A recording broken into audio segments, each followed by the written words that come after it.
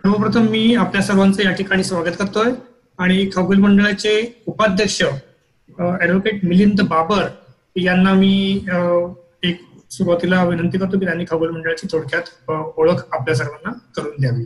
नमस्कार, मी खगोल मंडळातर्फे आयोजित केलेल्या खगोलशास्त्रावरील ऑनलाईन अभ्यासक्रमामध्ये आपल्या सर्वांचे स्वागत करीत आहे. मी ॲडव्होकेट मिलिंद बाबर खगोल मंडळ नाशिक विभागातर्फे आपल्याशी संवाद साधतोय.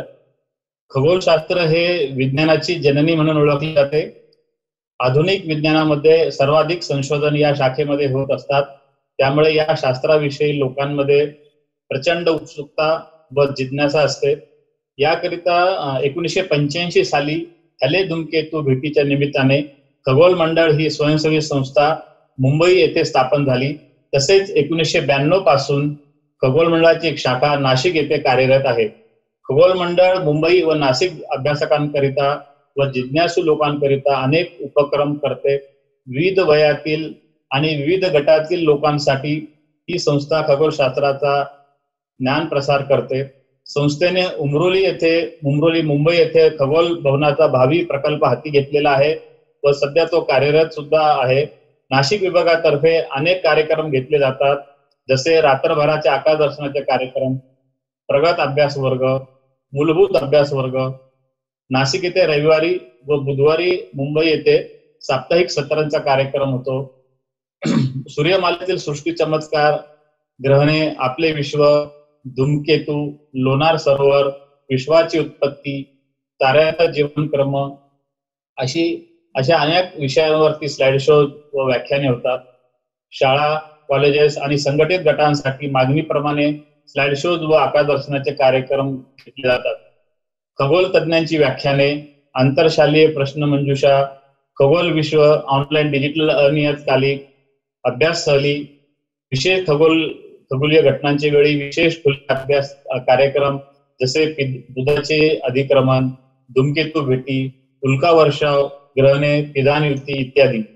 खगोल मंडळातर्फे आपण या ऑनलाईन कार्यक्रमाचा लाभ घ्यावा व करोना पासून स्वतःचे रक्षण करा. Stay safe. धन्यवाद. थोडक्यात मिलिंद सरांनी ऑलरेडी माहिती दिलेली आहे. दर बुधवारी साधना विद्यालय सायन या ठिकाणी आम्ही एरवी भेटतो. करोनाच्या प्रादुर्भावामुळे सध्या सर्व युनिट्स आमचे बंद आहेत. दर बुधवारी संध्याकाळी 7 ते 8:30 ही वेळ साधना विद्यालय सायनला आणि दर रविवारी संध्याकाळी 6 ते 7:30 विद्या प्रबोधिनी प्रशाला नाशिक या ठिकाणी आपण भेटतो.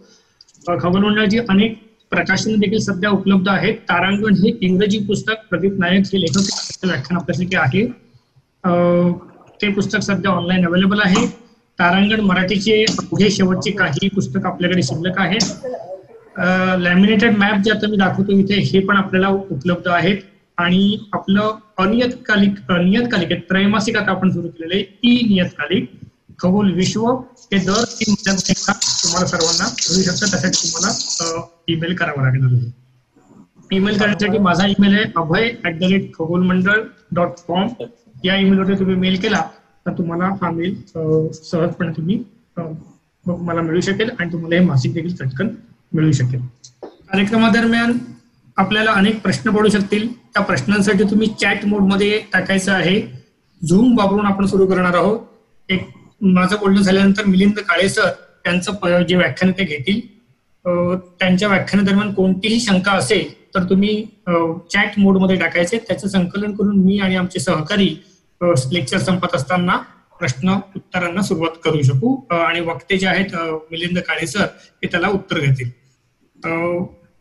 ज्यांना सगळ्यांनी व्हिडिओ बंद ठेवायचे आणि बाय डिफॉल्ट मी सगळ्यांना म्यूट मोडमध्ये ठेवलं, कारण अनेक लोक अपेक्षित आहेत.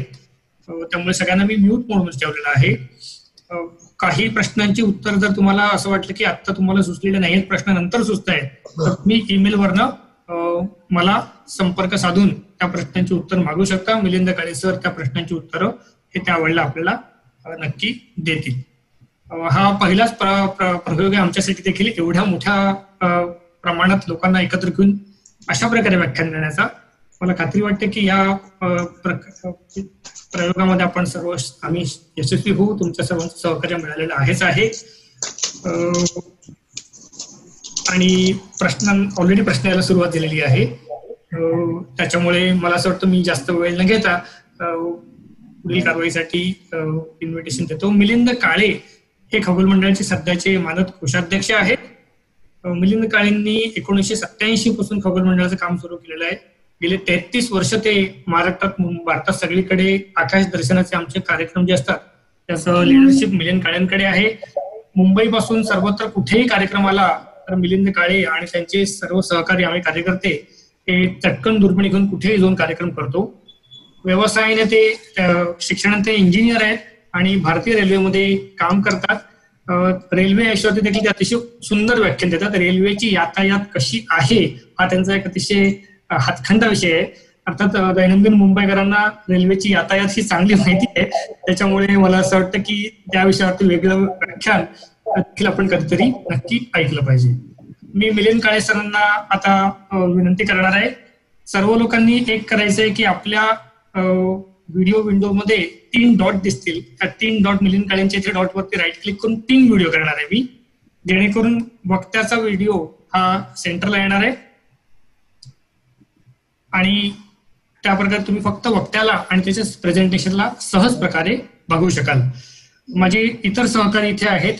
हा जो कोर्स आहे त्याचा शैलेश संसारे आणि महेश नाईक या 2 सहकाऱ्यांनी अतिशय मेहनत घेतली. त्यांनी सातत्याने पाठपुरावा केला. हे दोघंही या ठिकाणी आहेत. कोणत्याही प्रकारची तांत्रिक अडचण आली तर सुयोग देशमुख या ठिकाणी आहेत. जे लोक जॉईन करू शकतात त्यांना मी आणि सुयोग साईड बाय साईड मदत करणार आहोत. समीर कदम आमचे आहेत जे हे सगळं प्रोसिडिंग रेकॉर्ड करत आहेत आणि नंतर ते मंडळाच्या चॅनलवरती उपलब्ध करून देण्याचा प्रयत्न करणार आहेत.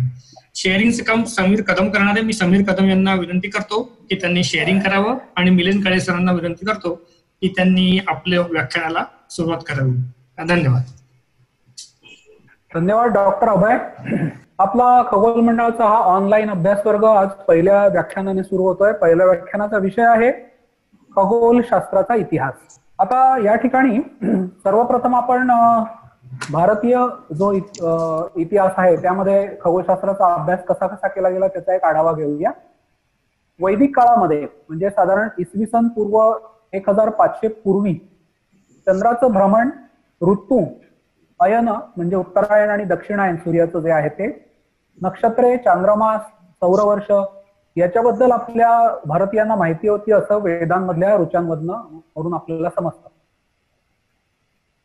ऋग्वेदामध्ये नासदीय सूक्त आणि हिरण्यगर्भ सूक्त ही जी 2 सूक्त आहेत त्याच्यामध्ये विश्वाच्या रचनेबद्दल अगदी मूलभूत प्रश्न विचारलेले आपल्याला दिसतात. जरी या प्रश्नांची उत्तरं कशी शोधायची याचा कुठलाही मार्ग किंवा त्याबद्दल कुठलाही विवेचन आपल्याला दिसलं नाही, तरी सुद्धा या बाबतीमध्ये आपले पूर्वज फार गंभीरपणे विचार करत होते आपल्याला आढळून येतं. त्यानंतर वेदांग काळ येतो. हा वेदांग काळ इसवी सन पूर्व 1500 ते इसवी सन पूर्व 500 या कालावधीचा समजला जातो.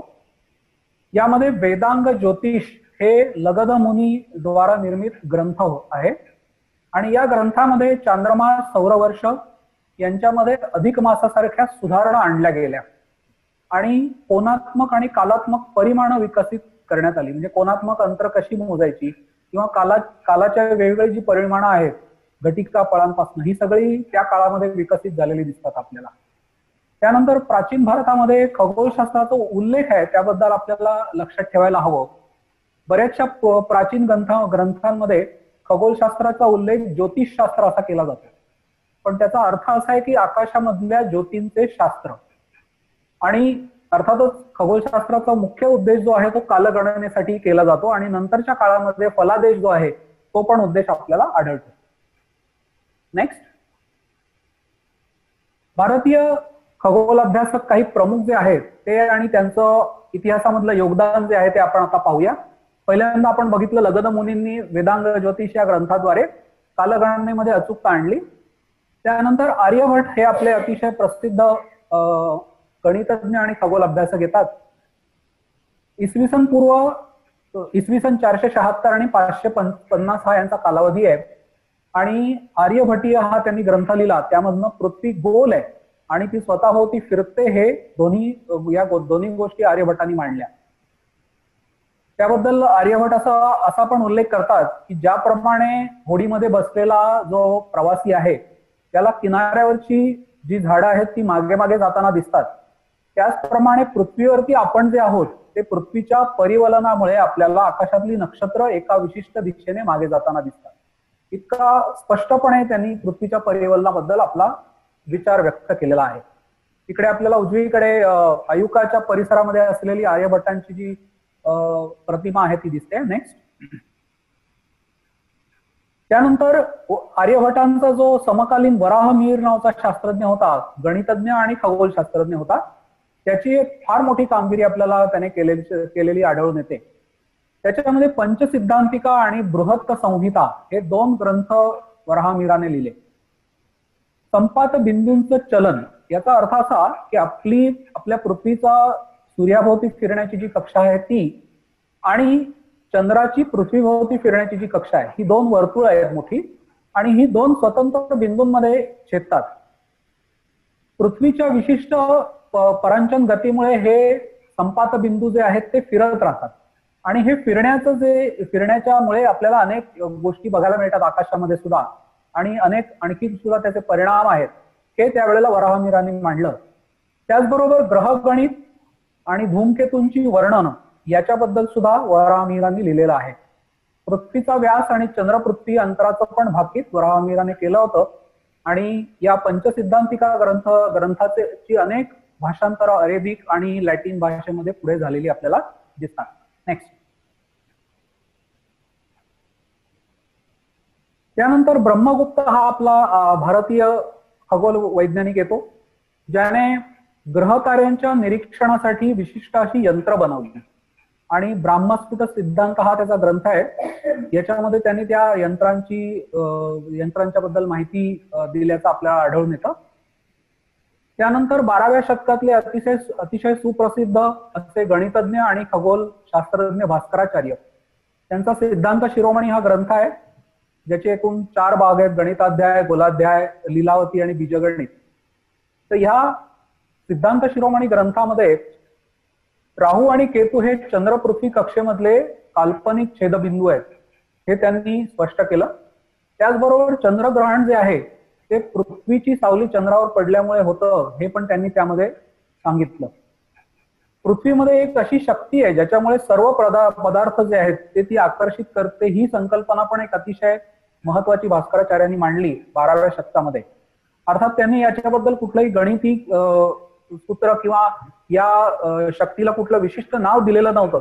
त्यामुळे आज जरी आपण त्याला गुरुत्वाकर्षण शक्ती किंवा ग्रॅव्हिटी म्हणतो, तर तशा प्रकारचा कुठलाही उल्लेख आपल्याला भास्कराचार्यांनी केलेला आढळत नाही, पण त्यांचं निरीक्षण यामधनं आपल्याला दिसून येतं. नेक्स्ट. त्यानंतर 17व्या शतकामध्ये आपल्याला महाराजा सवाई जयसिंग, ज्याने जयपूर जे शहर आहे ते वसवलं, असा अतिशय गुणी आणि भविष्यवेधी असा हा राज्यकर्ता होता. जरी तो मुघल बादशाचा मांडलिक होता, तरी त्याने अनेक लोककल्याणकारी कामं केली, आणि त्याचं वैज्ञानिक जे योगदान आहे ते पण मोठं आहे. त्याने दिल्ली, वाराणसी, मथुरा, उज्जैन आणि जयपूर इकडे जंतर मंतर या वेधशाळांची निर्मिती केली. मुळामध्ये ही कायमस्वरूपी दगडात बनवलेली विशिष्ट रचना आहेत या, आणि या रचनांमुळे आपल्याला मुख्यतः अवकाशस्थ वस्तूंचे उन्नतांश आणि क्षितियांश मोजता येतात. म्हणजे आपल्या स्थानिक संदर्भ पद्धतीच्या प्रमाणे ज्या ठिकाणी ही वेधशाळा असेल त्या ठिकाणाच्या संदर्भामध्ये त्या ताऱ्याचं क्षितिजापासून उंची आणि क्षितिजाचा अंशात्मक जे अंतर आहे हे दोन्ही आपल्याला मोजता येतं. सौर घड्याळ आहे याच ठिकाणी, आणि जागेचे अक्षांश ठरवणारी यंत्र पण आपल्याला या जंतर मंतरमध्ये दिसतात. दिल्लीचं जे जंतर मंतर आहे ते चांगल्या स्थितीमध्ये आहे, पण आता त्याच्या आजूबाजूला भरपूर मोठमोठ्या इमारती झाल्यामुळे त्याच्यावरती सूर्यप्रकाश पडत नाही, त्यामुळे ते वेधांसाठी वापरता येणार नाही. वाराणसी आणि मथुरेचे जी त्याच्या वेधशाळा ज्या आहेत त्या कालावधामध्ये नष्ट झालेल्या आहेत, आणि उज्जैन आणि जयपूर या दोन्ही ठिकाणच्या ज्या जंतर मंतर वेधशाळा आहेत त्या चांगल्या परिस्थितीमध्ये आहेत. आपल्याला जयपूरच्या जंतर मंतरचं चित्र इथे समोर स्क्रीनवर दिसत आहे, आणि अर्थातच हे जागतिक वारशाचा भाग आहे. नेक्स्ट. यानंतर आपण सुमेरियन संस्कृतीकडे वळूया. सुमेरियन संस्कृतीने आकाशामधले जे तारे आहेत त्यांच्या तारका समूहांची संकल्पना मांडलेली होती, आणि त्याचे काही नकाशे पण त्यांनी तयार केले. ग्रीकांनी पुढे ही संकल्पना उचलून धरली, आणि आपल्याला माहिती आहे की पुढे पाश्चात्य अभ्यासकांपर्यंत अनेक अभ्यासकांनी यावरती खूप मोठं काम केलेलं आहे. आणि या संकल्पनेमुळेच आज आपल्याला आकाशामधल्या वेगळ्या वेगळ्या ताऱ्यांची आणि वेगळ्या वेगळ्या ज्या अवकाशस्थ वस्तू आहेत त्यांची वर्णनं नीटपणे करता येतात. सुमेरियन संस्कृतीला गुरु, शनी, मंगळ, शुक्र आणि बुध हे नुसत्या डोळ्यांनी दिसणारे जे ग्रह आहेत ते माहिती होते. आणि तारका समूहांची आपण जी पाश्चात्य नावं वाचतो, टॉरस, लिओ, स्कॉर्पिओ, कॅप्रिकॉन, जेमिनी आणि कॅन्सर, ही सगळी सुमेरियन संस्कृतीची देणगी आहे. त्यानंतर येते बॅबिलोनियन संस्कृती. त्याच मध्य आशियामध्ये त्यांनी मातीच्या ज्या भाजलेल्या पाट्या असतात, ज्याला आपल्याकडे टेराकोटा असं म्हणतो आपण, त्याच्यामध्ये अनेक घटनांच्या नोंदी केलेल्या आहेत. त्याच्यामध्ये खगोलीय घटनांच्या नोंदी पण आहेत. एक अतिशय मनोरंजक अशा नोंदी 2 आहेत, त्याच्याबद्दल आपण बोलूया. 3 मे इसवी सन पूर्व 1375 मध्ये, आता आपण ज्याला सिरिया म्हणतो, तिथे उग्रीत नावाचं एक शहर आहे प्राचीन, तिकडे खग्रास सूर्यग्रहण झालं होतं. त्याची नोंद अशा प्रकारच्या भाजक्या मातीच्या पाटीवरती आपल्याला केलेली दिसते. आणि इसवी सन पूर्व 164 मध्ये एक धूमकेतू दिसला होता. बहुतेक हा हॅलेचा धूमकेतू होता आणि त्याची नोंद पण याच्यामध्ये आपल्याला दिसते. त्याचप्रमाणे शुक्र ग्रह जो आहे त्याच्या भ्रमणाची निरीक्षण आपल्याला दिसतात. आणि या गोष्टी आपल्याला खरोखर त्यांची जी जिज्ञासा आहे त्याबद्दल आपल्याला अतिशय आश्चर्य वाटतं आपल्याला त्याबद्दल. यांना अवकाशस्थ वस्तूंचं स्थान अंशात्मक पद्धतीने मोजता येत होतं. आणि ग्रहणांचं भाकीत करण्यासाठी सॅरो चक्र जी आहेत, ज्याला सॅरो सायकल्स असं म्हणतात, ती पण या बॅबिलोनियन संस्कृतीने शोधून काढली. नेक्स्ट, इजिप्शियन संस्कृतीमध्ये आपल्याला 365 दिवसांचं सौर कॅलेंडर अस्तित्वात होतं. कॅलेंडर हा शब्द जरा मुद्दामूनच वापरतोय मी. भारतीय शब्द जो पंचांग आहे त्याचा अर्थ थोडा वेगळा होतो, 5 अंगांनी ते बनतं. त्यामुळे सध्या तरी आपण हे कॅलेंडर हा शब्द वापरूया. या कॅलेंडरवरून इजिप्शियन लोक जे आहेत, अतिशय प्राचीन लोक, हे नाईल नदीला विशिष्ट मोसमामध्ये पूर यायचा त्याचा अंदाज करायचे ते लोक. आणि त्यांच्या या कॅलेंडरमध्ये ध्रुवतारा आणि व्याधताऱ्याला जास्त महत्व होतं. म्हणजे जास्त त्याच्या ध्रुवतारा तर कायम आपल्या क्षितिजावर असतो उत्तर गोलार्धामध्ये, पण व्याधताऱ्याच्या उदयास्तावरती त्यांची विशेष लक्ष असायचं. त्यानंतर प्राचीन चिनी संस्कृतीमध्ये आपल्यासारखंच ल्युनिसोलर म्हणजे चांद्र सौर कॅलेंडर वापरलं जायचं. त्याच्यामध्ये ग्रहणांचं भाकीत, आकाशातल्या घटनांचं आणि ताऱ्यांचं सूक्ष्म निरीक्षण ही चिनी संस्कृतीची वैशिष्ट्य मानली जातात. नंतर तर चिनी संस्कृतीमध्ये यासाठी त्यांनी विशेष एक विभाग बनवलेला होता. ज्यामध्ये असलेले जे निरीक्षक होते त्यांचं एवढंच काम होतं की त्यांनी खगोलीय निरीक्षण करायची आणि त्याबद्दल राजाला योग्य तो सल्ला द्यायचा. अर्थातच आपल्याकडे जे मुहूर्त प्रकारचे जे कल्पना आढळतात तशा कल्पना चीनमध्ये पण होत्या. पण या व्यतिरिक्त जर का त्यांनी त्यांच्या वेदामध्ये काही आळशीपणा दाखवला तर त्यांना शिक्षा पण होत असे, अशी पण नोंद आपल्याला दिसून येते. इसवी सन 1054 मध्ये वृषभ तारका समूहामध्ये एक सुपरनोवा झाला होता. सुपरनोवा म्हणजे एक अतिशय महाप्रचंड तारा असतो, आपल्या सूर्याच्या अनेक पट मोठा असतो आणि त्याचा एका विशिष्ट परिस्थितीमध्ये अंत होतो. आणि हा जो अंत आहे तो अतिशय विस्फोटक असतो आणि या वेळेला त्या ताऱ्याचं तेज कित्येक पटीने वाढतं. काही बाबतीमध्ये हा तारा दिवसा पण दिसू शकतो, एवढं ते तेज वाढलेलं असतं. आणि अशा या सुपरनोवाची नोंद चिनी शास्त्रज्ञांनी बरोबर केलेली होती. आणि आता त्या ठिकाणी वृषभ तारका समूहामध्ये आपल्याला क्रॅब नेब्युला हे अवशेष त्या सुपरनोवाचे दिसून येतात. अंशात्मक मोजमाप करणारी एक उपकरण असतं, त्याला आर्मिलरी स्फिअर असं म्हणतात. प्राचीन काळी हे वापरलं जायचं.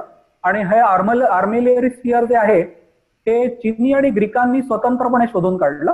त्याचबरोबर तारका समूहांचं स्थान दर्शवणारा एक सेलेस्टियल स्फिअर पण चिनी लोकांनी शोधून काढला. त्याच्यामुळे चिनी संस्कृतीने पण या खगोलशास्त्राच्या अभ्यासामध्ये खूप योगदान दिलेलं आहे. इसवी सन 25 पासून त्यांच्यावरती भारतीय खगोल अभ्यासकांचा प्रभाव दिसतो. त्यानंतर माया संस्कृती येते जी दक्षिण अमेरिकेमध्ये विकसित झाली आणि त्या संस्कृतीमध्ये ग्रहणांचं भाकीत अचूकपणे करता येत असे त्यांना. त्याचबरोबर त्यांची मंदिरं, पिरॅमिड्स होते आणि त्यांच्या काही इमारती आहेत, त्यांची रचना विशिष्ट दिवशी, काही रात्रीच्या वेळेला विशिष्ट तारे ग्रह दिसावेत अशा पद्धतीने केलेली असायची. नेक्स्ट, यानंतर खगोलशास्त्राच्या इतिहासामध्ये ज्यांचा सिंहाचा वाटा आहे त्या ग्रीक संस्कृतीचा यामध्ये क्रम लागतो आणि या ग्रीकांनी अनेक प्रकारे खगोलशास्त्राच्या सिद्धांतामध्ये भर घातली. तर त्या विशिष्ट जे खगोल अभ्यासक आहेत, ग्रीक खगोल अभ्यासक, आणि त्यांचं योगदान आपण संक्षिप्तपणे पाहणार आहोत. त्याच्यामधलं पहिलं नाव आहे थेल्स आणि त्याचा कालावधी आहे इसवी सन पूर्व 624 ते 548. त्याने त्रिकोणमितीच्या साह्याने सूर्याचा व्यास मोजण्याचा प्रयत्न केला होता आणि ध्रुव ताऱ्याचा समुद्रावरची जी जहाज आहेत त्यांना दिशा निर्देशनासाठी म्हणजे नॅव्हिगेशनसाठी उपयोग होईल ही पण संकल्पना थेल्सने मांडली होती. त्यानंतर आपल्या सगळ्यांना सुपरिचित असा पायथागोरस येतो. एक अतिशय पायथागोरियन जॉमेट्री ही हा त्याने भूमीचा भाग सुरू केला आणि पृथ्वी गोल आहे हे पण प्रतिपादन पायथागोरसने केलं होतं आणि ज्याचा आपण सगळे अनुभव घेतो. नेक्स्ट, त्याच्यानंतर एनेक्झिगोरस ज्याने चंद्र हा सूर्याचा प्रकाश परावर्तित करतो ही संकल्पना मांडली आणि अरिस्टार्कसने सूर्याभोवती पृथ्वी सह सगळे ग्रह फिरतात हे मांडलं. चंद्र, सूर्य आणि पृथ्वी यांची आकारमानं पण त्यांनी काढण्याचा प्रयत्न केला. मित्रांनो, इथे तुमच्या लक्षात आलं असेल की ग्रीक खगोल अभ्यासकांचं जे योगदान आहे ते मी अतिशय संक्षिप्तपणे इथे मांडतोय. याचं कारण असं की त्यांच्या योगदानापैकी ज्या गोष्टी आज संदर्भ त्यांचा आहे आणि आजही त्या सत्य आहेत, आजही त्या स्वीकारल्या जातात, त्यांचा मुख्यतः आपण विचार करतोय. नाही तर यापैकी प्रत्येक अभ्यासकांनी वेगवेगळ्या पद्धतीने खगोलाचा अभ्यास केलेला आहे. अर्थात त्यांचे काही तर्क जे चुकले असतील तरी सुद्धा त्यामध्ये त्यांची जी जिज्ञासा आहे आणि अभ्यासाची मेहनत आहे ती आपल्याला दिसून येते. नेक्स्ट, आता आणखी एक नाव आपल्या समोर येत आहे ग्रीक अभ्यासकाचं आणि तो म्हणजे इरॅटोस्थेनिस. याने पृथ्वीचा परीघ मोजला होता आणि अतिशय सोप्या पद्धतीने तो मोजला होता. आता त्याने तो आधी कसा मोजला होता ते पाहूया. त्याचा एक शिष्य होता क्लिओमेडिसेन. त्या क्लिओमेडिसने ही त्याची पद्धत जी आहे ती आपल्याला सोपी करून दाखवलेली आहे. इथे आपल्याला खाली पृथ्वी दिसते पांढऱ्या रंगाची आणि सूर्याचे किरण पृथ्वीकडे येत आहेत आणि हे सूर्यकिरण जे आहेत हे समांतर आहेत एकमेकांना, कारण सूर्य हा प्रचंड अंतरावर आहे त्यामुळे त्याच्यापासून येणारे प्रकाश किरण हे समांतर आहेत. आता दोन शहर आहेत इकडे आपल्याला स्क्रीनवर दिसत आहेत, ए आणि बी असं आपण आपल्या सोयीसाठी त्यांना म्हणूया. त्या ठिकाणी बी हे जे शहर आहे हे बरोबर या शहरामध्ये बरोबर सूर्य डोक्यावरती दिसतोय. म्हणजे आता तिकडे सूर्याची किरण अगदी बरोबर लंबरूप पडत आहेत.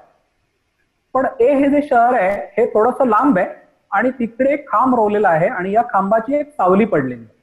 आता या सावलीच्या मदतीने आपण या सूर्यकिरणांनी या खांबाच्या टोकाशी केलेला जो कोन आहे तो मोजू शकतो आणि हा जो कोन आहे हा भूमितीच्या नियमांप्रमाणे आपल्याला असं लक्षात येतं की दोन शहरांनी पृथ्वीच्या केंद्रापाशी जो कोन केलेला आहे त्या कोनाशी हा कोन एकरूप आहे, म्हणजे तेवढ्याच मापाचा आहे. जिकडे आपण ज्याला अल्टरनेट अँगल्स असं म्हणतो ते बनतायत तिकडे बघा, झेड तयार झाला.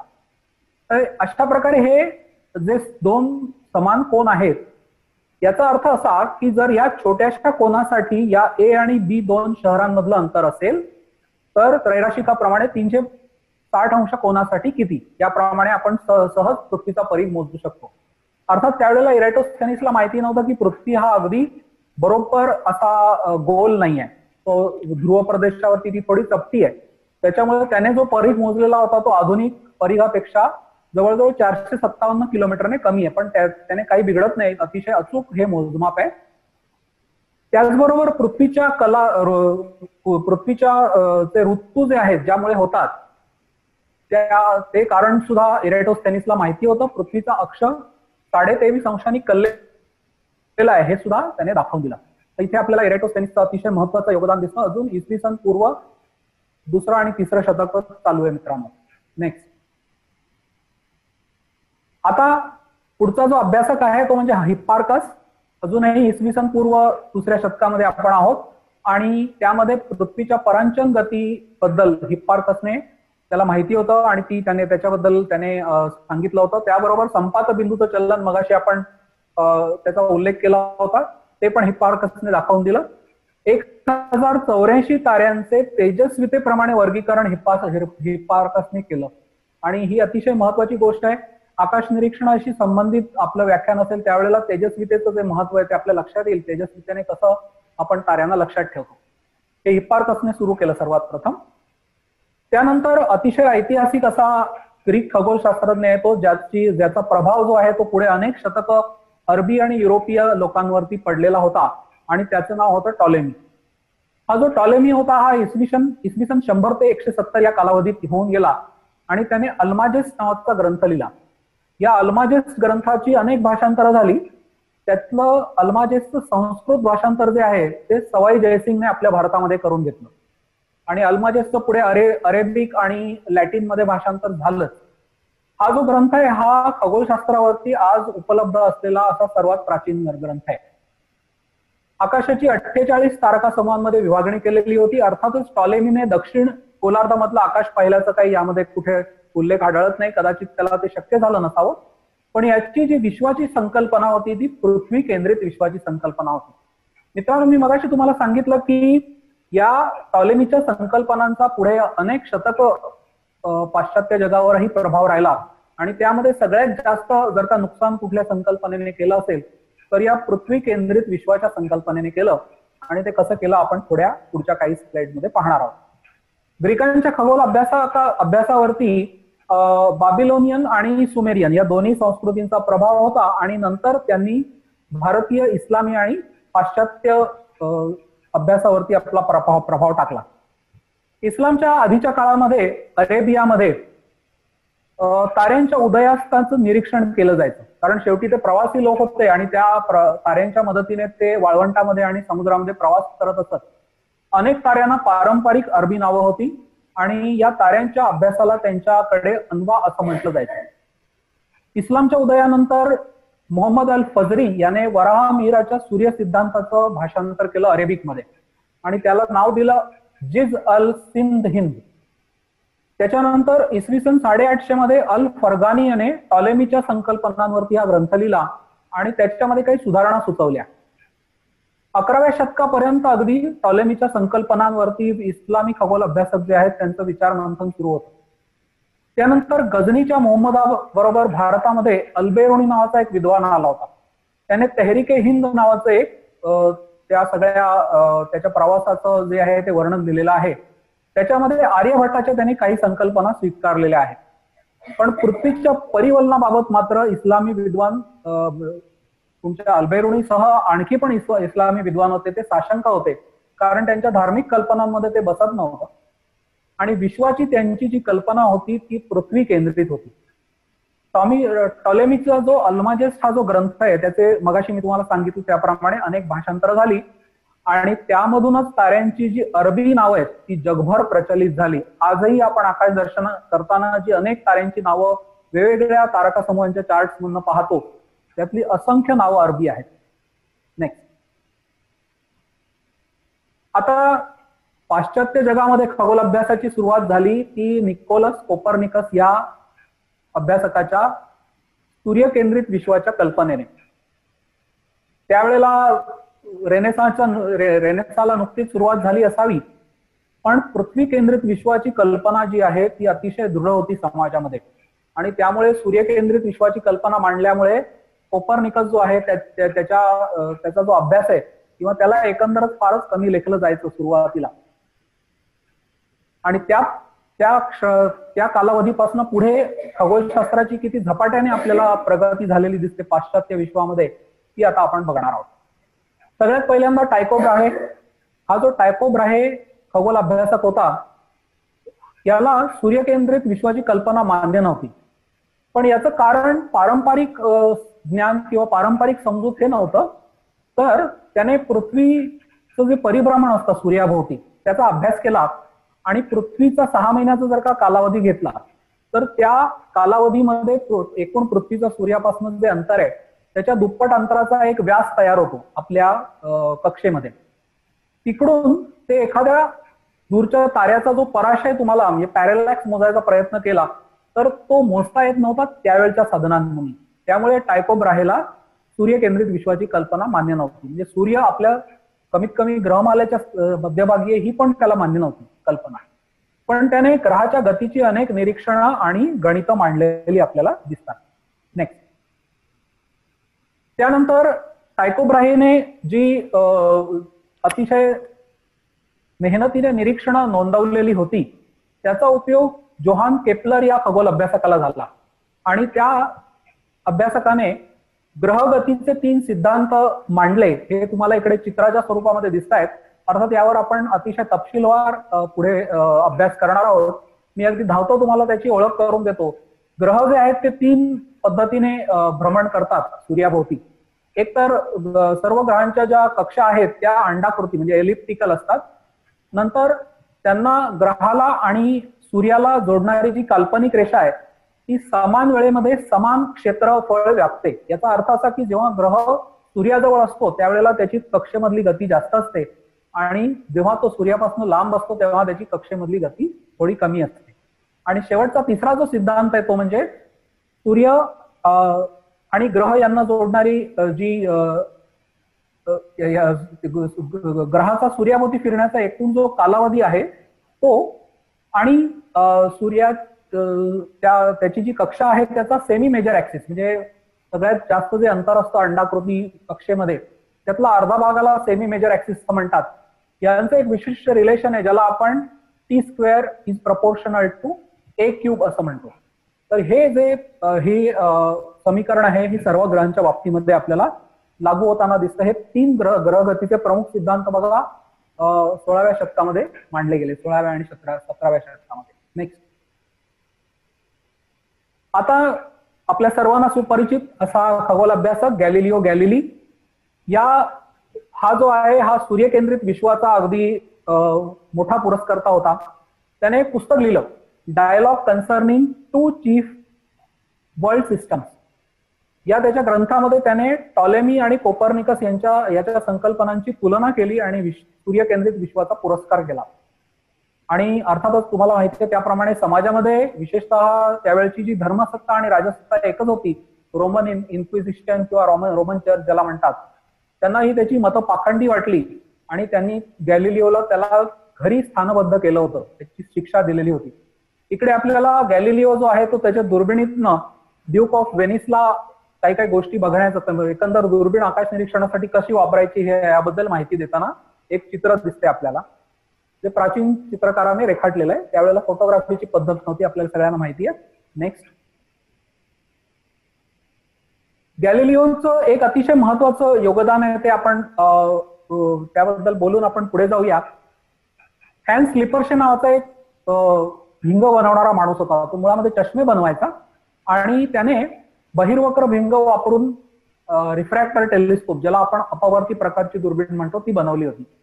गॅलिलिओने अशाच प्रकारची एक दुर्बीण मागवली आणि तिचा उपयोग त्याने आकाश दर्शनासाठी केला. त्याने गुरूचे 4 उपग्रह शोधून काढले. 1610 मध्ये ही घटना घडलेली आहे जानेवारी महिन्यामध्ये. आणि आपल्याला सगळ्यांना आठवत असेल की 2010 साली या घटनेला 400 वर्ष पूर्ण झाली आणि त्या वर्षी आपण ते जे वर्ष आहे ते आंतरराष्ट्रीय खगोल वर्ष म्हणून जाहीर केलेलं होतं. त्यानंतर शनीची वलय पण त्याने पाहिली पण त्याला त्याचा अर्थ कळला नाही. त्यामुळे ते जरा संदिग्ध त्याची कल्पना राहिली त्या शनीच्या वलयांच्या बाबतीमध्ये. शुक्राच्या कलाही त्याने पाहिल्या पण त्यावरही त्याचा फारसा विश्वास बसला नाही की शुक्राच्या कला का दिसाव्यात. आणि चंद्राच्या विवरांचं निरीक्षण पण त्याने केलं आणि चांद्रपृष्ठाचा एक छोटासा नकाशा पण त्याने बनवला. त्याने सूर्यावरती डाग आहेत हे पण दाखवून दिलं ज्याच्यासाठी त्याला फार मोठी शिक्षा पुढे भोगावी लागली.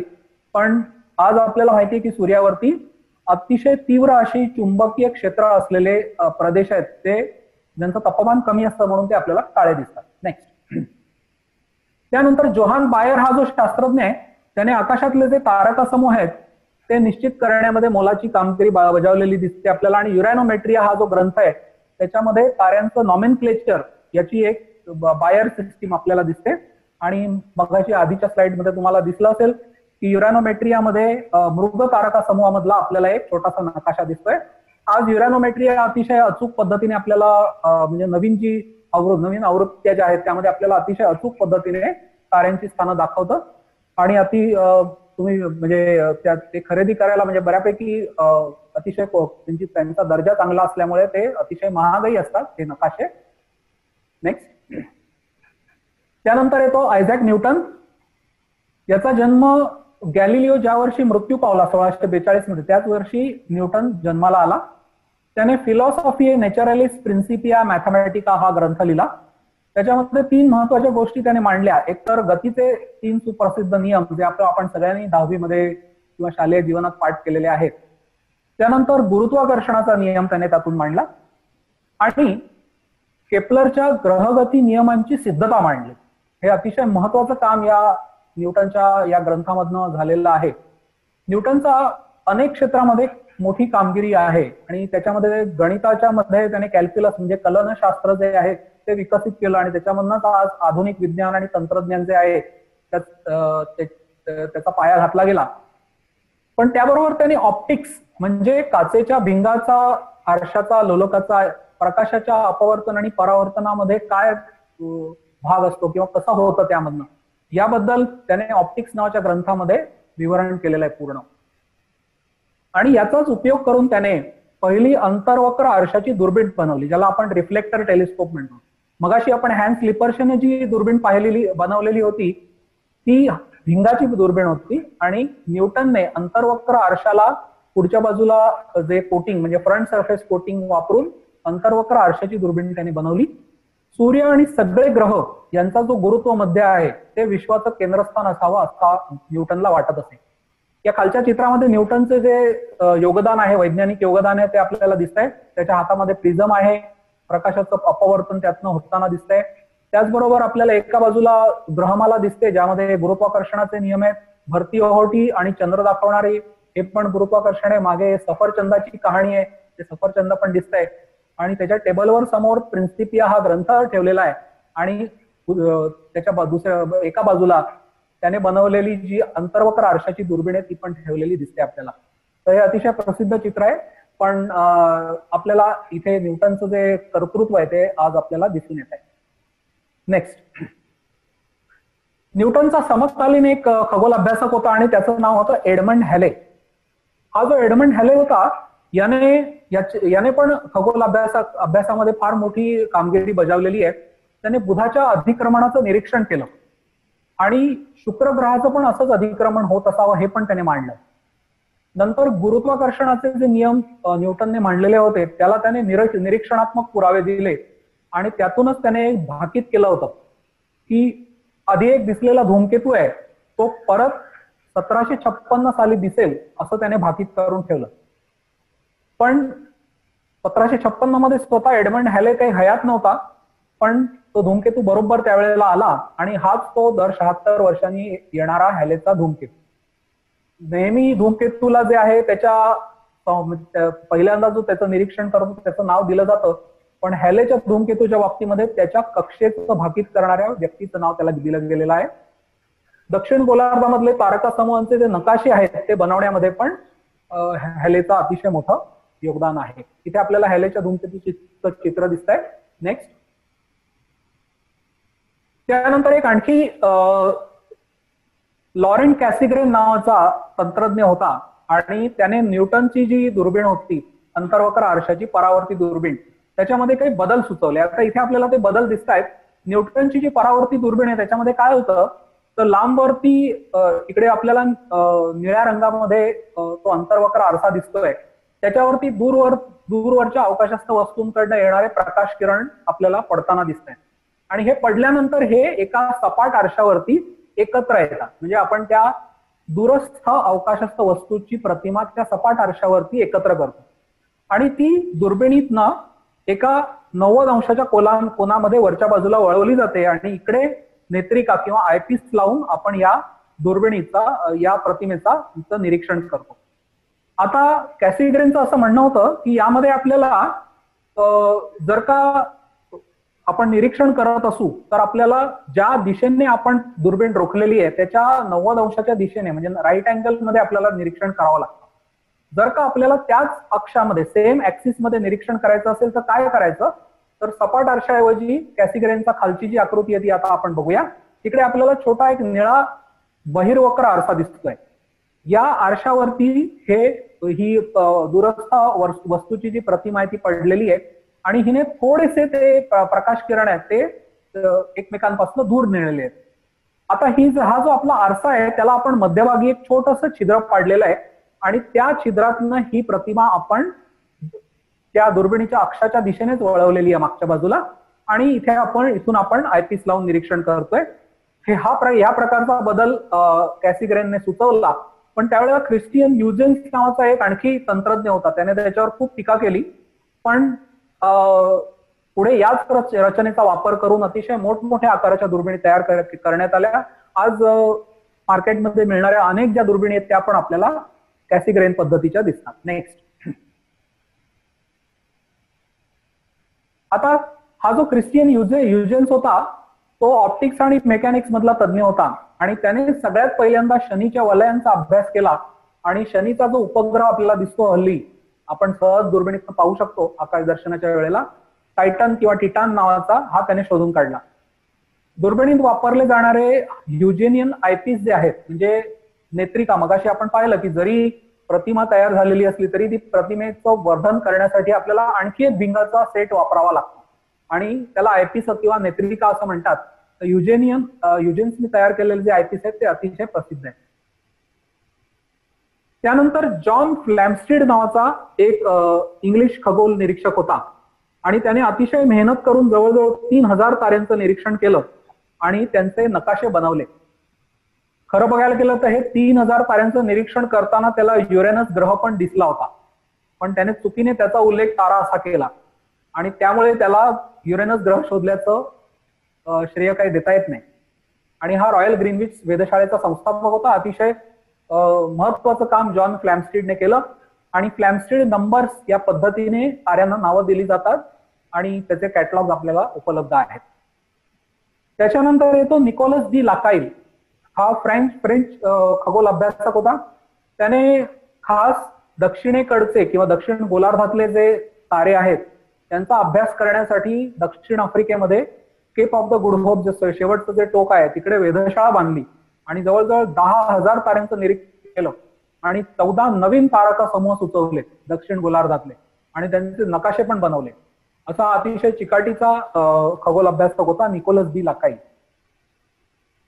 नेक्स्ट, त्यानंतर आपल्या सर्व खगोल अभ्यासकांना अतिशय सुपरिचित असा खगोल अभ्यासक तो म्हणजे चार्ल्स मेसिये. याने दुर्बिणीतनं धूमकेतू शोधायचा प्रयत्न केला होता, पण त्याला आकाशामध्ये अशा काही वस्तू दिसल्या की ज्या प्रत्यक्षामध्ये धूमकेतू नाही आहेत आणि अर्थातच धूमकेतू असेल तर तो ताऱ्यांच्या पार्श्वभूमीवर काही दिवसांनी सरकतो, पण ह्या वस्तू ज्या आहेत त्या ताऱ्यांच्या पार्श्वभूमीवर स्थिर दिसत होत्या. अशा 110 वस्तूंची यादी चार्ल्स मेसिये आणि त्याच्या सहकार्याने तयार केली जेणेकरून इतर निरीक्षकांना त्याचा उपयोग होईल. आणि आज ही जी यादी आहे ही याला मेसियेज लिस्ट ऑफ सेलेस्टियल ऑब्जेक्ट्स असं म्हणतात. आणि जर का आपल्याला दुर्बिणीतनं आकाश निरीक्षणाचा अभ्यास करायचा असेल तर मेसिये लिस्ट मधले 110 ऑब्जेक्ट्स लावता येणं दुर्बिणीमध्ये हा आपल्या कौशल्याचा पहिला भाग मानला जातो. आणि या यादीमध्ये अतिशय सुंदर असे तेजोमेघ, दीर्घिका आणि तारकागुच्छ आपल्याला दिसतात. मार्च महिन्याच्या शेवटी आणि एप्रिल महिन्याचे पहिले जे 2-3 दिवस आहेत त्यामध्ये हे सगळे 110 मेसिये ऑब्जेक्ट जे आहेत ते आकाशामध्ये सूर्यास्तापासून सूर्योदयापर्यंत दिसतात. आणि एका रात्रीत जर का तुम्ही ते पाहिलेत तर तुम्हाला मेसिये मॅरेथॉन विनर समजलं जातं. तर अशा प्रकारे आपण आपली खगोल अभ्यासाची जी कौशल्य ती वाढवता येतात आपल्याला. नेक्स्ट, त्यानंतर खगोलशास्त्राच्या इतिहासामध्ये फ्रेडरिक विलियम हर्शेल या शास्त्रज्ञाने 1781 मध्ये युरेनस ग्रहाचा शोध लावला. याची जी बहीण होती कॅरोलिन हर्शेल ही पण एक अतिशय चांगली अशी खगोल अभ्यासक होती आणि आपल्या भावाला मदत करायची ती. जॉन ऍडम्स, लेव्हेरियर, नंतर जोहान गॅले हे जे 3 शास्त्रज्ञ यांनी नेपच्यून ग्रहाचा शोध लावला. खरं तर युरेनस जो आहे त्याच्या कक्षांमध्ये काही बदल जाणवत होते आणि असं समजलं जायचं की हे बदल पलीकडे आणखी एक मोठा ग्रह आहे त्याच्या गुरुत्वाकर्षणाच्या प्रभावामुळे होत आहेत. आणि हे जे गणित आहे हे जॉन ऍडम्स आणि लॅव्हेरियरने मांडलं आणि प्रत्यक्षामध्ये गॅलेने त्या नेपच्यून ग्रहाचं निरीक्षण करून त्याला शोधून काढलं. त्यामुळे हे तिघही नेपच्यून ग्रहाचे शोधक म्हणून ओळखले जातात. 1846 मध्ये त्याने हा शोध लावला. नेक्स्ट, पर्सिवल लॉवेल नावाचे एक अमेरिकन शास्त्रज्ञ होते. त्यांच्यामध्ये नेपच्यूनच्या पलीकडे पण एक ग्रह असायला हवा त्यानुसार त्यांनी स्वतः काही या ग्रहाला शोधू शकले नाहीत, पण त्यांनी एक वेधशाळा स्थापन केलेली होती आणि त्यामध्ये 1930 मध्ये क्लाइड टॉम्बर्ग नावाच्या निरीक्षकाने फोटोग्राफिक प्लेटच्या मदतीने प्लुटोचा शोध लावला. प्लुटो आपण पृथ्वीवरनं बघू शकत नाही कुठल्याही दुर्बिणीतून. त्याचा शोध जो आहे तो फोटोग्राफिक प्लेटवर लागला. म्हणजे आकाशाच्या एकाच भागाचे अनेक फोटो काढले गेले आणि त्यामध्ये सरकणारा जो ठिपका आहे तो म्हणजे प्लुटो. पण 1951 मध्ये एक आणखी खगोल अभ्यासक होता, त्याचं नाव होतं, निरीक्षक होता, त्याचं नाव होतं गेरार्ड क्युपर. त्याने असं दाखवून दिलं की सूर्यमालेच्या निर्मितीच्या वेळेला काही द्रव्य बाहेरच्या भागामध्ये पण पसरलेलं असलं पाहिजे. जसं आपल्याला अतिशय जड वस्तुमानाचे अंतर्ग्रह दिसतात, बुध, शुक्र, पृथ्वी, मंगळ, तसेच आणि त्याबरोबर आपल्याला लघुग्रहांचा पट्टा पण दिसतो, तसाच पट्टा आपल्याला नेपच्यूनच्या पलीकडे पण असेल असं या क्युपरचं म्हणणं होतं. त्यामुळे त्याला क्युपर बेल्ट असं म्हणतात. त्याचबरोबर तोपर्यंत संगणकाचा वापरही सुरू झालेला होता आणि त्यानंतर त्या संगणकानेही दाखवून दिलं की अशा प्रकारे जर का सूर्यमालेची निर्मिती झाली तर क्युपर बेल्ट अस्तित्वात येणं शक्य आहे. आणि त्याप्रमाणे त्या परिसरामध्ये पुढे 70च्या दशकामध्ये 20 पेक्षा अधिक वेगवेगळे आता आपण त्याला खुजे ग्रह म्हणतो आणि ते सापडले. त्यामुळे शेवटी प्लुटोला पण आपण ग्रह म्हणणं सोडून दिलं आणि तोही खुजा ग्रह म्हणून त्याचं वर्गीकरण झालेलं आहे. नेक्स्ट. त्यानंतर एडविन हबल हा जो शास्त्रज्ञ होता त्याने आपल्या आकाशगंगेच्या पलीकडच्या दीर्घिकांचं निरीक्षण केलं. अशा दीर्घिका ज्या आहेत त्या वेगवेगळ्या आकाराच्या असतात, त्यामुळे आकाराप्रमाणे त्या दीर्घिकांचं वर्गीकरण जे आहे ते पण एडविन हबलने केलं आणि विश्वरचना शास्त्रामध्ये अतिशय मोलाची भर घातली. त्याने असं दाखवून दिलं की एखादी दीर्घिका आपल्यापासून जेवढी लांब असेल तेवढी अधिक वेगाने ती आपल्यापासून दूर जाते आणि अशा प्रकारे आपल्याला विश्वाच्या प्रसरणाबद्दलचा निरीक्षणात्मक पुरावा मिळालेला आहे. त्याच्या मागोमाग अंतराळ संशोधनाची पण अतिशय वेगाने प्रगती होत होती. त्यामध्ये 4 संशोधकांची मी धावती अगदी नावं घेतो. त्याच्यामध्ये कॉन्स्टँटिन सियोलोव्स्की होता, रॉबर्ट पेल्टियर होता, हर्मान ओबर जर्मन तंत्रज्ञ होता आणि रॉबर्ट गोडार्ड यांनी आधुनिक रॉकेट तंत्रज्ञानाचा पाया घातलेला आपल्याला दिसतो. यामध्ये रॉकेटचं जे एरोडायनामिक्स आहे ते, त्याचबरोबर रॉकेटमध्ये जी वेगवेगळी इंधनं म्हणजे जे बर्निंग करण्यासाठी जो आपण इंधन किंवा फ्युएल वापरतो त्याच्याबद्दल सुद्धा यांनी संशोधन केलेलं होतं. यांच्या सगळ्यांची अतिशय तपशीलवार आपल्याला माहिती घेता येईल, पण वेळ आपल्याकडे कमी असल्यामुळे आपण यांचं जे कार्य आहे हे आपण हे नमूद करूया इथे. त्यानंतर येतो अल्बर्ट आइन्स्टाईन, जो आधुनिक विश्वरचना शास्त्राचा जनक मानता येईल आपल्याला, ज्याने सापेक्षतावादाचा सिद्धांत मांडला, ज्याच्यामध्ये जनरल थिअरी ऑफ रिलेटिव्हिटी आणि स्पेशल थिअरी ऑफ रिलेटिव्हिटी हा भाग आहे. अल्बर्ट आइन्स्टाईन खरं तर हा अतिशय प्रतिभावंत असा शास्त्रज्ञ होता. शेवटच्या काळामध्ये त्याला अमेरिकेमध्ये निर्वासित व्हावं लागलं आणि त्याला जे नोबेल प्राइज मिळालं ते सापेक्षतावादाच्या सिद्धांतासाठी मिळालेलं नाहीये. त्याला जे नोबेल प्राइज मिळालं ते फोटो इलेक्ट्रिक इफेक्ट जो आहे त्याच्यामध्ये त्याचं जे संशोधन आहे त्याबद्दल मिळालेलं आहे. तर अशा प्रकारे अल्बर्ट आइन्स्टाईन जो आहे त्याने आपल्याला आधुनिक खगोलशास्त्राची दिशा दाखवलेली आहे. त्यानंतर सर आर्थर एडिंग्टन हे ब्रिटिश शास्त्रज्ञ होते, ज्यांनी ताऱ्यांच्या निर्मिती म्हणजे तेजोमेघांमधून तारे कसे निर्माण होतात याबद्दल संशोधन केलं. मेघनाथ सहा नावाचे आपले भारतीय शास्त्रज्ञ जे होते त्यांनी ताऱ्यांच्या वर्णपटावरनं त्यांचं तापमान कसं ठरवायचं आणि ताऱ्यांच्या रंगांवरनं त्यांचा स्पेक्ट्रल क्लास जो आहे तो कसा ठरवायचा हे ठरवलं, हे आपल्याला दाखवून दिलं. आणि सरतेशेवटी डॉक्टर सुब्रमण्यम चंद्रशेखर जे होते त्यांनी ताऱ्यांचा जीवनक्रम वेगवेगळ्या, जर सूर्याच्या आकाराचा तारा असेल तर त्याचा जीवनक्रम कसा असेल, अंत कसा होईल, किंवा त्यापेक्षा मोठे तारे असतील तर त्यांचा जीवनक्रम कसा असेल आणि अंत कसा होईल यावरती अतिशय मौलिक संशोधन केलेलं आपल्याला दिसतं. तर इथे आपण इतिहासामधल्या अगदी महत्वाच्या घटनांचा, तरी मला वाटतं काही घटना राहिलेल्या आहेत, त्याचा आपण धावता आढावा घेतलेला आहे. आपली वेळ बऱ्यापैकी संपलेली आहे आणि मला वाटतं आता आपण प्रश्नोत्तरांचा कार्यक्रम घ्यायला हरकत नाही. आपल्या मनामध्ये अनेक प्रश्न निर्माण झाले असतील आणि मला वाटतं अशा प्रकारचे आमचे जे ही जी व्याख्यान आहेत याचा उद्देशच हा आहे की तुमच्या मनामध्ये जिज्ञासा जागृत व्हावी आणि अनेक प्रश्नांची या निमित्ताने साधक बाधक अशी चर्चा व्हावी. तर डॉक्टर अभय देशपांडेंना मी आणि त्यांच्या सहकार्यांना विनंती करतो की आणखी काही प्रश्न आपल्या समोर आले असतील तर त्याची आता आपण चर्चा करूया. धन्यवाद मिलिंद. मी सर्व श्रोत्यांना विनंती करतो की त्यांनी काही प्रश्न असतील तर ते चॅट मोडमध्ये टाईप करावे, जेणेकरून मी लगेच ते मिलिंद सरांना विचारू शकतो. पहिला प्रश्न आलेला आहे, तिन्ही सांज हा जो काही आहे, तिन्ही सांजा ह्या कोणत्या, म्हणजे टॉयलेट्स कोणत्या प्रकारचे असतात असा अर्थाचा एक प्रश्न श्री हर्षल राजे यांनी आपल्याला विचारलेला आहे.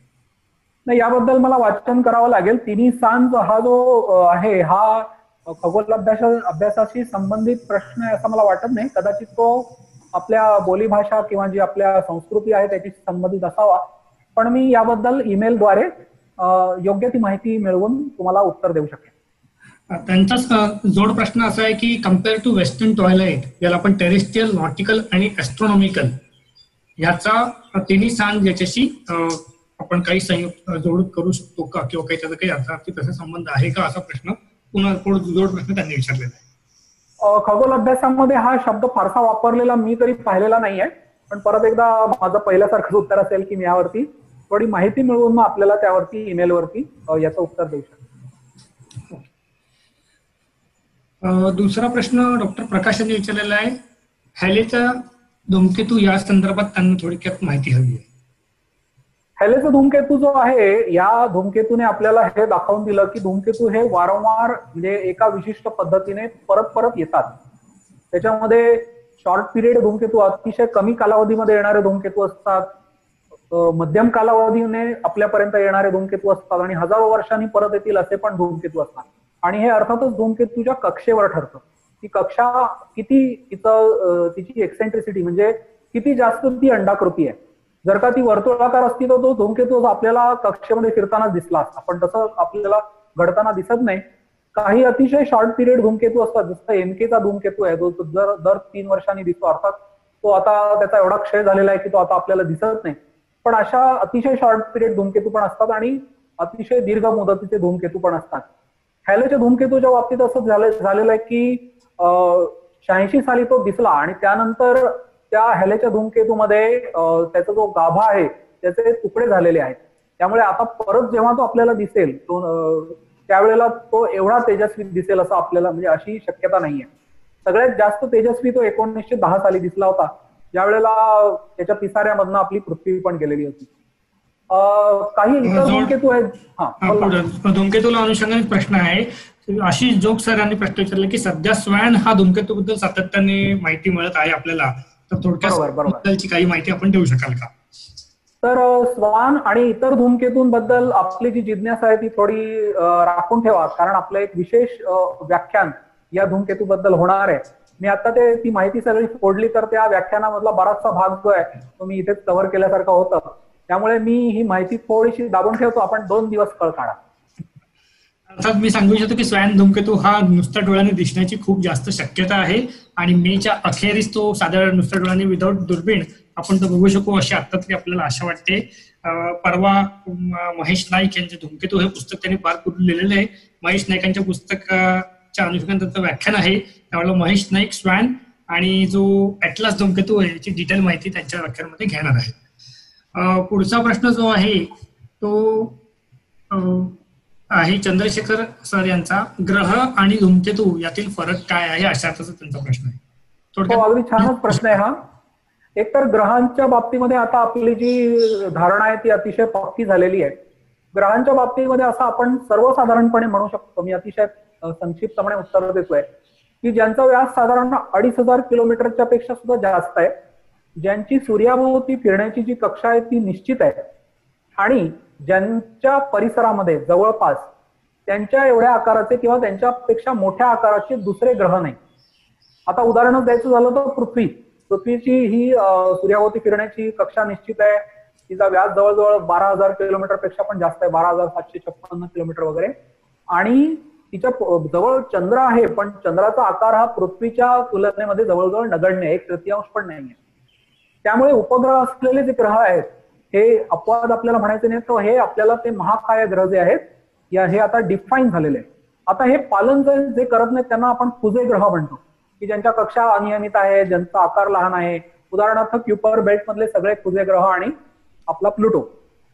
धूमकेतूंच्या बाबतीमध्ये असं आहे की धूमकेतूंचं जे उगमस्थान आहे ते कुठलं आहे ते आपल्याला माहित नसतं. इतकी त्यांची कक्षा अतिशय जास्त विवृत्तताकार म्हणजे याला पॅराबोलिक असते असं आपण म्हणतो. त्यांचं स्थान एखाद्या अतिशय दूर असलेल्या म्हणजे पूर्ट नावाचा एक जर्मन शास्त्रज्ञ होता, त्याने असं म्हटलं होतं की पृथ्वी म्हणजे आपल्या सूर्यापासून साधारण अर्धा प्रकाश वर्ष एवढ्या अंतरावरती सगळ्या बाजूनी एक पूर्ट क्लाउड म्हणजे एक प्रचंड मेघ जो आहे तो सूर्यमालेला पूर्ण व्यापलेला आहे आणि या मेघांमधनं हे धूमकेतू वेगळ्या वेगळ्या दिशांनी येतात. आणि बेसिकली धूमकेतू जे आहेत त्यांचं जे स्वरूप आहे ते म्हणजे गोठलेले वायू असतात, त्यामध्ये गोठलेले वायू आणि धुलीकण.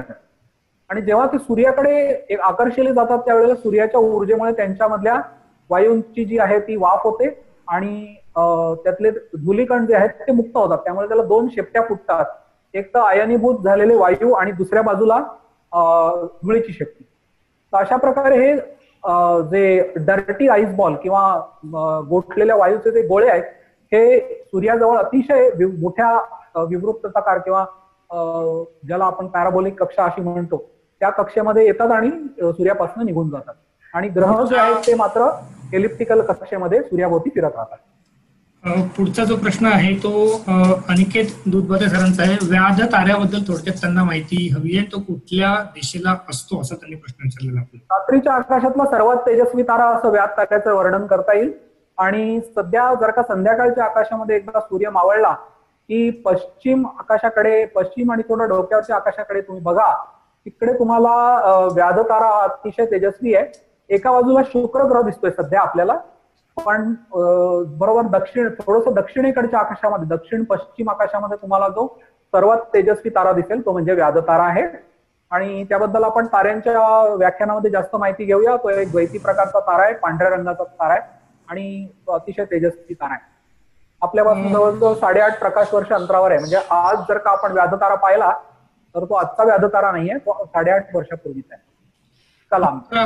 दुसरा जो प्रश्न आहे तो अजय सरांनी विचारलेला प्रश्न आहे. पंचांग हा जो मगाशी तुम्ही उल्लेख केला तो वेगळा विषय आहे की तो कोणत्या इतर म्हणजे त्याचा इतर कोणत्या ज्ञानाशी संबंध आहे का, असा त्यांचा प्रश्न. पंचांग ही जी 5 अंग आहेत त्यांनी बनलेलं आहे. त्याच्यामध्ये तिथी, नक्षत्र, करण आणि योग, हे तिथी, नक्षत्र, वार, करण आणि योग हे 5 त्याची अंग आहेत.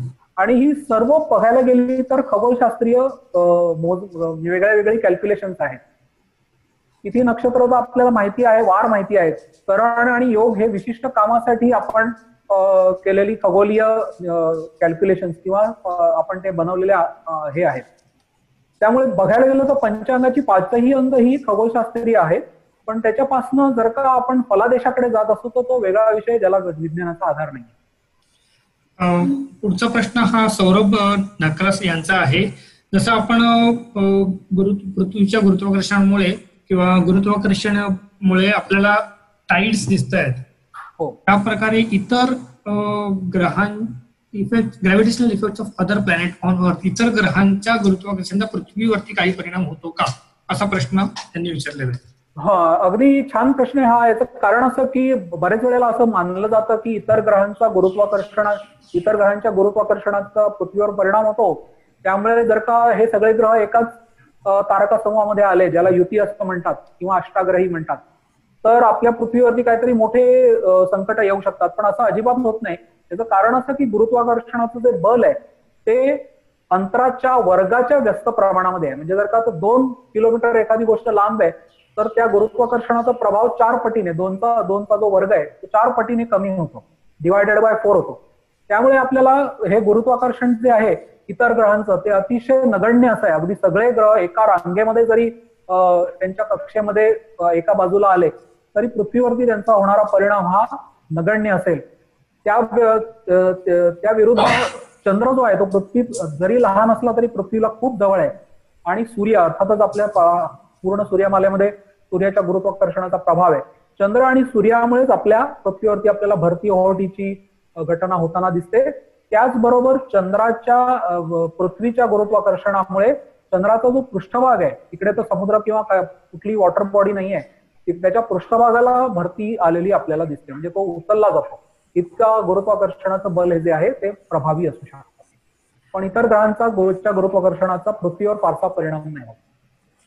तानाजी यांचा एक प्रश्न आहे की त्यावेळेची टेक्नॉलॉजी एवढी डेव्हलप झालेली नव्हती, तरी एवढ्या दूरवरची निरीक्षणे कशी केली गेली असतील असं त्यांना एक शंका आहे आणि मला वाटतं त्यांना ती जिज्ञासा देखील आहे. त्या कालच्या मंडळींची अतिशय तीव्र अशी असलेली जिज्ञासा आणि अतिशय तटस्थ वृत्तीने त्यांनी केलेला जो अभ्यास आहे त्याचं हे फळ म्हणायला हवं. आणि सगळ्यात महत्वाचं म्हणजे त्यावेळेला प्रदूषण कमी होतं सर्व प्रकारचं. त्यामुळे ह्या सर्व घटनांचा अभ्यास करणं, निरीक्षण आणि अभ्यास करणं हे तुलनेने सोपं होतं जरी साधनं नसली तरी. अर्थातच जर का साधनं तुमच्याकडे नसतील तर तुमचं निरीक्षण हे जे आहे ते डोळ्यांच्या निरीक्षणावरतीच अवलंबून राहील. पण ती मर्यादा असून सुद्धा अगदी गमतीची गोष्ट म्हणायची झाली तर बऱ्याचशा संस्कृतींनी आपण पाहिलं की बुधग्रह त्यांना माहिती आहे आणि बुधग्रह हा अतिशय सूर्याच्या जवळ आहे आणि फार कमी वेळ तो सूर्यास्तानंतर किंवा सूर्योदयापूर्वी आपल्याला दिसतो. तरी बऱ्याचशा संस्कृतींनी बुधग्रह शोधून काढलेला आपल्याला दिसतो. त्याचबरोबर वराहमिहिर सारखा जो वैज्ञानिक आहे तो धूमकेतूची निरीक्षणं लिहून ठेवतो. त्याचबरोबर ग्रहगतींचे नियम ठरवू शकतो. ही अतिशय म्हणजे जिज्ञासू वृत्ती जी आहे ती आपल्याला दिसून येते. आणि मुळामध्ये ग्रह जे आहेत ते ताऱ्यांच्या पार्श्वभूमीवर फिरतात हे पण त्यांनी अनेक महिने केलेल्या निरीक्षणातनं शोधून काढलेलं असलं पाहिजे. कारण शनी सारखे जे ग्रह आहेत, मुळामध्ये शनी या संस्कृत शब्दाचा अर्थच असा आहे की हळू चालणारा, शनै शनै. त्यामुळे तो अतिशय हळूहळू जातो तरी सुद्धा त्यांनी त्याला ग्रह म्हणून ओळखलं, हे एक मोठं वैशिष्ट्य म्हणायला हवं. पूरक माहिती अशी सांगतोय की आपल्याकडे अमेय गोखले हे व्याख्यान ज्यावेळेला घेतील त्यावेळेला अंतर्ग्रह बहिर्ग्रहाच्या कक्षा ते समजून सांगतील.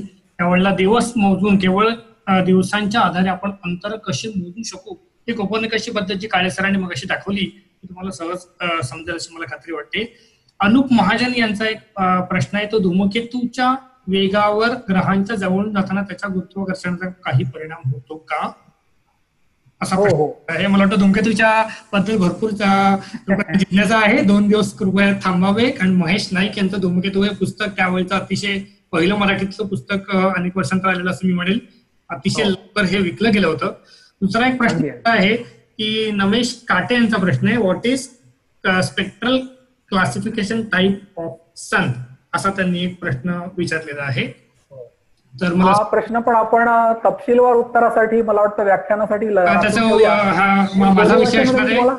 मीच हा विषय घेणार आहे या ग्रुपसाठी. G2 हा क्लासिफिकेशन आहे. अर्थात त्यासाठी तुम्हाला 4 व्याख्यान अजून थांबावे लागणार आहे आणि ताऱ्यांचे जन्ममृत्यू ज्यावेळेला मी कव्हर करेल त्यावेळेला हा विषयाचा प्रश्नाचा आपण सखोल उत्तर त्यावेळेला आपण देऊ शकू. अमित दीक्षित यांचा प्रश्न आहे, पूर्वीच्या काळात कोणी ग्रहांमधली अंतरे मोजण्याचा प्रयत्न केला होता का? नाही, तसं तरी आढळत नाही. आपल्याला मुख्यतः ग्रहण आणि काही खगोलीय घटना अधिक्रमणासारख्या त्याच्या मदतीने सूर्य, चंद्र आणि पृथ्वी यांची अंतर मोजण्याचे सगळ्यात जास्त प्रयत्न झालेले आहेत. पण आणि अर्थातच अधिक्रमणाच्या वेळेला शुक्र आणि बुधाच्या अंतरांचा आणि व्यासाचा मोजमाप करण्याचा पण प्रयत्न झालेला आहे. पण त्या व्यतिरिक्त इतर ग्रहांची अंतर मोजण्याचा फार प्राचीन काळी प्रयत्न केला गेला नव्हता. आशिष जोग यांचा प्रश्न आहे, मेसेयर ऑब्जेक्ट्स आणि एकूणच आकाशातले तारे कसे ओळखावेत यावर काही माहिती ऐकायला त्यांना आवडेल असं त्यांनी सांगितलं. हो, अर्थातच. शेवटचं जे लेक्चर आहे ते त्यावरतीच आहे. आकाश निरीक्षणाची जी तयारी आपण करणार आहोत त्यामध्ये मेसिया ऑब्जेक्ट्स कसे ओळखायचे आणि त्यांचं निरीक्षण कसं करायचं, इतर कोणते कोणते ऑब्जेक्ट्स आपल्याला आकाशामध्ये बघायला मिळतात, त्यांचं महत्व काय, या सगळ्याबद्दल आपण अगदी तपशीलवार बोलणार आहोत. त्याच्यानंतर आता कोणतरी प्रश्न विचारला, त्यांनी नाव टाकलेलं त्यामुळे मला नाव कळत नाही. Q6+ असे त्यांचं दिसतंय दुर्दैवानं. मला वाटतं त्यांना नाव बदलता आलं नाहीये. लघुग्रहाचं नाव वाटतंय. शक्यतो लघुग्रहाचं नाव वाटतंय, हरकत नाही, उद्या त्यांना जमेल ते. शक्यतो सर्व ग्रह एका रेषेत किती वर्षांनी येतात असा त्यांचा एक प्रश्न आहे. कधीही येत नाहीत, कारण प्रत्येक ग्रहाची कक्षेची जी पातळी आहे ती वेगळी आहे. त्यामुळे जे आपण शालेय पुस्तकांमध्ये ग्रहमाला पाहतो, एक तर तशा ग्रहमालेचं चित्र एका पानावर कधीही काढता येणार नाही. त्यांची अंतरणे, त्यांचे आकार जे आहेत ते अतिशय व्यस्त आणि अफाट आहेत. आणि त्याचबरोबर त्यांच्या पातळी वेगवेगळ्या असल्यामुळे एका रेषेमध्ये सगळे ग्रह येतील असं कधीही होत नाही. फक्त एका तारका समूहाच्या पार्श्वभूमीवर काही ग्रह जास्त वेळ दिसू शकतात. जसं गेल्या महिन्यामध्ये शनी, मंगळ आणि गुरु जे आहेत ते आपल्याला एकाच तारका समूहाच्या पार्श्वभूमीवर दिसत होते. असं कधी कधी 4 ते 5 ग्रहांच्या बाबतीत पण होतं. पण त्यापासून घाबरण्यासारखं काहीच कारण नाही. उलट ही संधी घेऊन त्या सर्व ग्रहांचं आपण निरीक्षण करायला हवं. सीमा भावसार मॅडमचा प्रश्न आहे, which is the biggest constellation, सगळ्यात मोठा तारकासमूह आपण कोणत्या तारकासमूहाला म्हणू शकतो? सगळ्यात मोठा तारकासमूह हायड्रा किंवा वासुकी हा समजला जातो आणि हा अतिशय लांबीने अतिशय मोठा असा तारकासमूह आहे. त्याच्या आधी आर्गोनेव्हिस नावाचा तारकासमूह होता, पण त्याचं आता विभाजन झाल्यामुळे वासुकी किंवा हायड्रा नावाचा जो तारकासमूह आहे हा आकाराने सर्वात मोठा तारकासमूह मानला जातो. मॅडम याच्यासाठी पुन्हा सांगतो की प्रदीप नायक यांनी लिहिलेलं मराठीमध्ये तारांगण आणि आता इंग्रजीमध्ये तारांगण night sky, guide to night sky अशी 2 पुस्तकं आपल्याकडे उपलब्ध आहेत. खगोल मंडळाच्या वेबसाईटवरती दोन्ही पुस्तकं तुम्हाला मिळू शकतील. दुर्दैवाने आता ते कुरिअर करू शकत नाही आपण, पण लवकरच आपण या लॉकडाऊन मधून बाहेर येऊ आणि आपले सगळे दैनंदिन व्यवहार सुरू होतील, त्यामुळे ही पुस्तकं तुम्हाला नक्की मिळू शकतील. बऱ्याच लोकांनी पीपीटी शेअर करतील का असं रिक्वेस्ट केलेली, अर्थातच पीपीटी आपण शेअर करणार आहोत. मीर कदम सर आपल्या ह्या सगळ्या रेकॉर्डिंग करत आहे आणि रेकॉर्डिंग सकट आमचं जे युट्यूब चॅनल आहे त्याच्यावरती टाकण्याचा प्रयत्न करू, अर्थात एडिट करू आणि फक्त जे मिलिंद काळे सर बोलले आणि प्रश्न उत्तर एखाद वेळी एवढाच भाग त्या ठिकाणी आपण टाकू.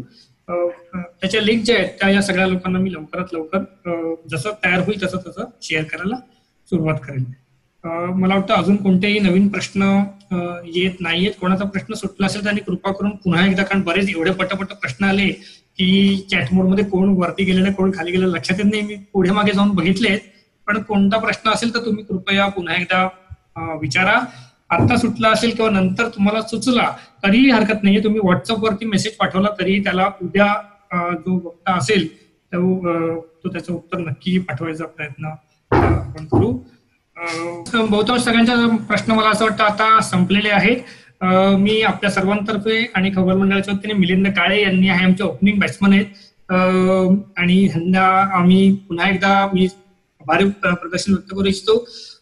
खगोल मंडळाचे जे कॉन्टॅक्ट नंबर आहेत तो नंबर पुन्हा एकदा तुम्हाला सांगतो, मी चॅट मोडमध्ये टाकून ठेवतोय आणि हा ज्या मोड तुम्ही मेसेज केला, काही लोकांनी अनेक वेळेला त्याला मी उत्तर देऊ शकलो नाही कारण एवढ्या प्रमाणात फोन येत होते की सगळ्या प्रमाणात फोन घेणं हे सातत्याने शक्य झालं आणि बहुतांश लोकांना आम्ही उलट कॉल केले. माझं नाव डॉक्टर अभय देशपांडे, माझा नंबर आहे 902-902-976 902-902-9076. मिलिंद काळे सर यांचा नंबर आहे 9869610777 9869610777. मी चॅट मोड मध्ये सगळ्यांसाठी हे नंबर टाकलेले आहेत. या नंबरवरती तुम्ही प्रश्न पाठवू शकता. abhay@खगोलमंडळ.com हा खगोल मंडळाचा ईमेल ऍड्रेस आहे. त्याच्यावरती पण तुम्ही अर्थात प्रश्न विचारू शकता. आज आपलं जे व्याख्यान आहे पहिलं व्याख्यान असल्यामुळे आम्ही थोडं वेळेचं भान ठेवलं. इन द सेन्स मिलिंद सरांनी सांगितलं की तुम्हाला 40 मिनिटच आम्ही देणार आहोत कारण सुरुवातीला टेचिंग ट्रबल असतात. मला वाटतं बऱ्यापैकी सुरळीतपणे सगळ्या लोकांना जॉईन होता आला आहे. आपण सर्वांनी हे व्याख्यान अतिशय चांगल्या प्रकारे ऐकलं, सहकार्य केलं, त्याबद्दल मी संस्थेच्या वतीने तुम्हाला सर्वांचे आभार मानतो. उद्या पुन्हा याच वेळेला आपण भेटूया 4 ते 5 ह्याच वेळेला आपण उद्या पुन्हा भेटूया. ज्या लोकांना ईमेल मिळाला नसेल असं काही लोकांची सूचना आहे, तक्रार देखील आहे, त्यांनी पुन्हा एकदा त्यांचा ईमेल ऍड्रेस माझ्या मोबाईलवरती नावासकट पाठवावा. मी तुम्हाला मेलिंग लिस्टमध्ये ऍड करेल जेणेकरून मी पाठवत असलेले मेल तुम्हाला मिळतील. काही लोकांचे मेसेज मी पाठवलेले मेल स्पॅम मध्ये गेले, त्यांना तुम्ही सांगितले स्पॅम मध्ये चेक करा, स्पॅम मध्ये सापडले. लिंक मी उद्या उद्याच्या लेक्चरची लिंक उद्या 1:30 ते 2च्या सुमारास मी पाठवू. त्याच्यात पासवर्ड पण असेल. तुम्ही पुन्हा एकदा उद्या जॉईन व्हा. उद्याचं व्याख्यान असणार आहे सूर्य, आपला सूर्य, आणि याचं वक्ते असणारे डॉक्टर अनिकेत सुळे यांनी सूर्य या विषयावरती पीएचडी केलेली आहे आणि उद्या हे आपल्यासाठी सूर्य हा विषय साधारणपणे 50 मिनिटात मांडणार आहात. त्याच्यामुळे कृपा करून उद्या पुन्हा याच वेळेला या. तोपर्यंत मिलिंद काळे सर तुम्हाला काही सांगायचंय? सगळ्यांना खगोल शास्त्राच्या अभ्यासासाठी हार्दिक शुभेच्छा. धन्यवाद. धन्यवाद. या ठिकाणी व्याख्यान संपल्याचं मी जाहीर करतो. धन्यवाद.